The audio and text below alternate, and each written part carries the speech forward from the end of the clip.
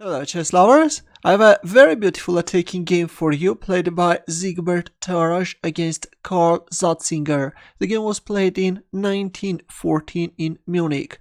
Dr. Tarrasch had white pieces and he started with f4, bird opening e6, knight f3, d5, e3, c5, b3, white is going to fianchetto the bishop, a very standard setup in bird opening.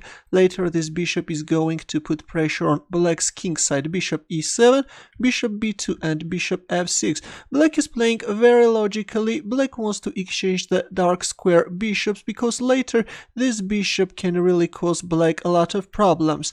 Knight e5, and in this position Karl Satzinger made a mistake and captured on e5. Of course, not a good idea giving up the dark square bishop, because this bishop could later act against the bishop on b2. We see bishop takes e5, and after f takes e5, white is managing to open up the f file, and now after castling kingside, white will put pressure. Knight e7, bishop d3, this bishop is also coming and is eyeing on h7 square. Knight c6, and we see castling by both sides. Queen h5 with a very direct threat, queen h7, checkmate. Knight g6, rook f3. Later white can place the rook on h3 square with some mating ideas. Knight e7, knight c3, a6, the second rook is coming, rook f1, b5 and knight d1. The idea of placing the knight on d1 square is that now white is going to bring the knight on g4 square and then play rook h3, and if we move like h6 then knight h6 sacrifice, or at some point white can even play knight f6 check. But with a similar idea, playing g4 and then g5 and then rook h3 of course is also playable, but after b5 we see knight d1, bishop b7, knight f2, c4. Now as you can see the bishop on d3 is hanging, but Siegbert Tarrasch played knight g4, sacrificing the bishop. But of course capturing on d3 can be very dangerous because of this knight f6 check. If g takes f6 then rook h3, and black king is getting checkmated. Rook f6 and then queen h6 check, and we see a checkmate on the board.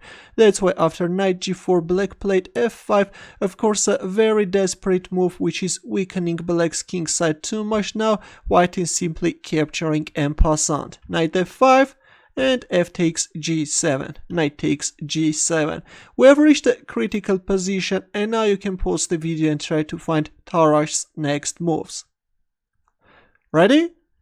In this position, Tarrasch played queen takes h7, a brilliant queen sacrifice, but actually playing knight h6 check leads to a mate faster. Let's have a look at this variation as well, because again this line involves a queen sacrifice. And then after king takes g7, white can play rook f7 check. If rook takes f7, then rook takes f7, and then after king h8, white can go for this beautiful queen sacrifice, luring away the knight, opening the bishop's diagonal, and then rook h7 checkmate. But after knight takes g7, we see queen takes h7, again a very beautiful line. King takes h7, rook h3 check, king g8, knight h6 check, king h7, knight f7 discover check, king g8, and a powerful move. Can you find Tarrasch's next move?